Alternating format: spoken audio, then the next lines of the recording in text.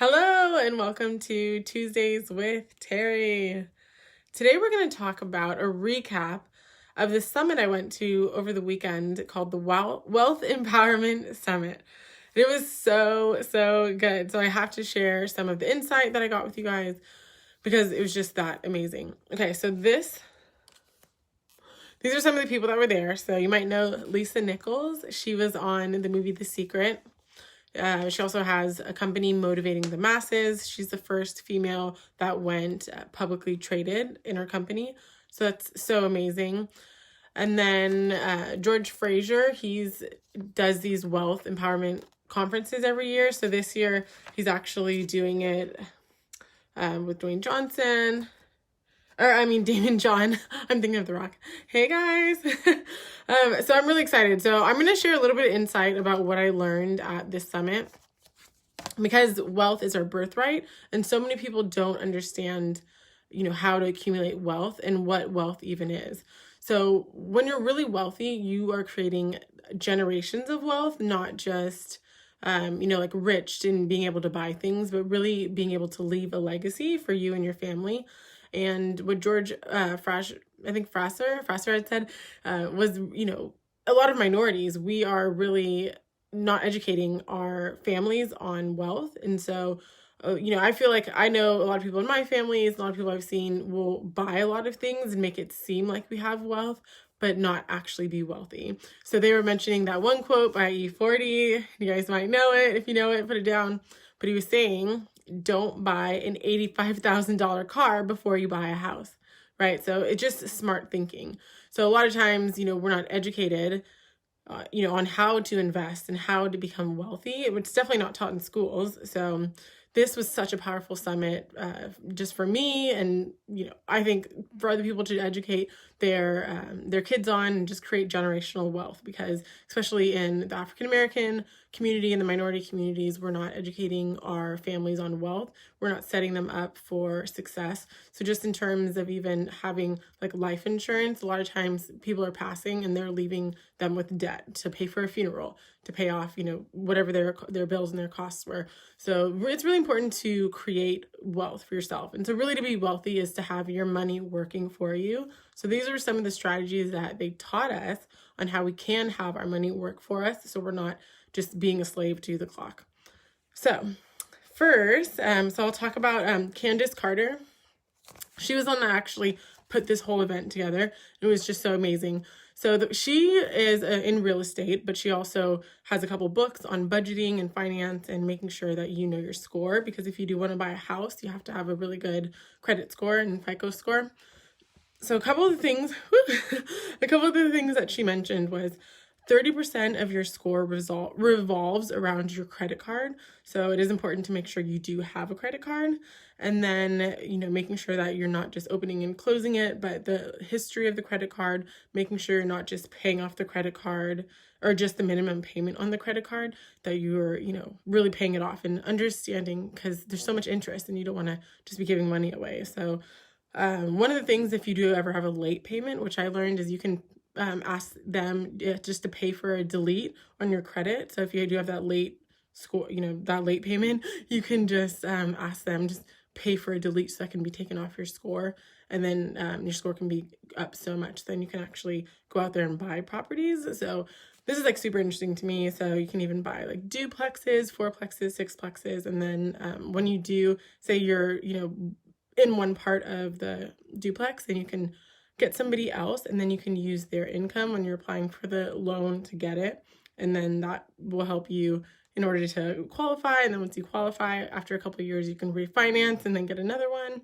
And so you can continue to build wealth that way. So that's one way. Of course, investing in stock is a great way to do it. I do have some notes here. Because I want to make sure that I get out some, there's so many notes I took. There was like brilliant what I learned, but some of the things. So that was from Candace Carter, and she really says it's important to budget. There's also this app called the Acorn app, so that invests the money you save for you. So that was a really good one that I learned. Let's see what else. So we have buying real estate, definitely making a budget, running your credit score and knowing what it is and what you have. Oh, another really big one, pay yourself first. So take 10% of your whatever you're making, at least whatever number that number is for you, and put it aside, and that's the money you're going to be saving. So that can be in your Acorn account, that can be in your Ameritrade, E-Trade, the whatever you're doing to invest your money. So put that 10% away so you're having your money work for you. So some of the things I learned from Constance Carter, I mean.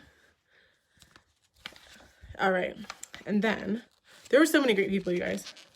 So, oh my gosh, I can't even remember. There was Kathy Kidd. She talks about books. There's Sophia Malone. She was talking more about budgeting. Katrina Carter. She's a celebrity chef for someone on the Warriors. I don't think she mentioned who. She also does real estate and mindset coaching on Flip That Mindset, just kind of like real estate and also mindset. OJ Duffney, he talked about stocks. I'm just like going through this little guide here.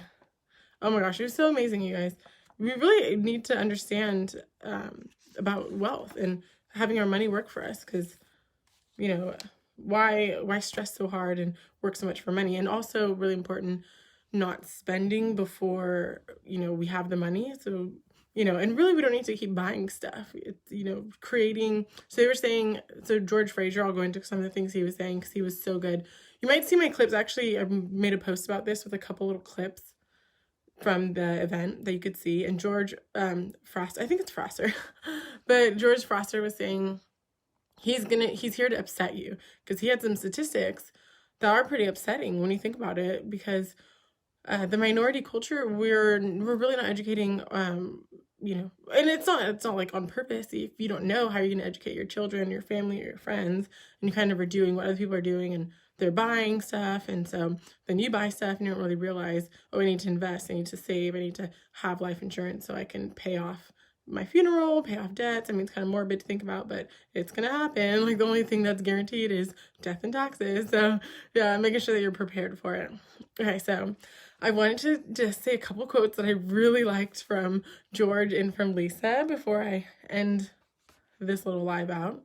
And if you do have any questions, definitely ask me. Not that I know all the answers, but I can give you some information based off all the notes that I took. Okay. So Dr. George Fraser says, you cannot get out of life what you don't put in. So that's really good, to know. He says, God helps those that help themselves. Let's see what else we have. Man, he was good. He was straight, no chaser, is what he said.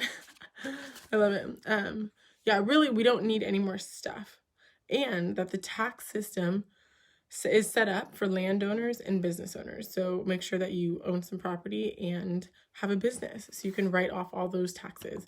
So many people are out here paying so much in taxes when you can have a business or own some property and write off so many of those things. So knowledge is really the key here, and understanding. So he's saying, don't talk about it and be about it. What you do should speak so loudly that they can't even hear what you're talking about. He says, chase excellence and not money, because money has a way of finding excellence. People will get in line for you when you're excellent. When you're mediocre, that's when you have to compete, because most people are mediocre. And what people do for themselves is what they think about themselves. So that's good. So do you think you should be educated on this? Do you think you should be investing in yourself, in your future, in your family's future? Do you think it's possible for you? Do you believe it? So these are good stuff. There's good stuff here. All right. Now, a couple notes on what Lisa Nicholes was saying. So she's so good. So her company is Motivating the Masses. So she has a couple different books. Her latest book is Abundance Now. She also wrote Chicken Soup for the African American Soul. And a couple other books. I don't know all the books, but I do have Abundant Now, and that one's amazing. I love just watching her motivate the masses.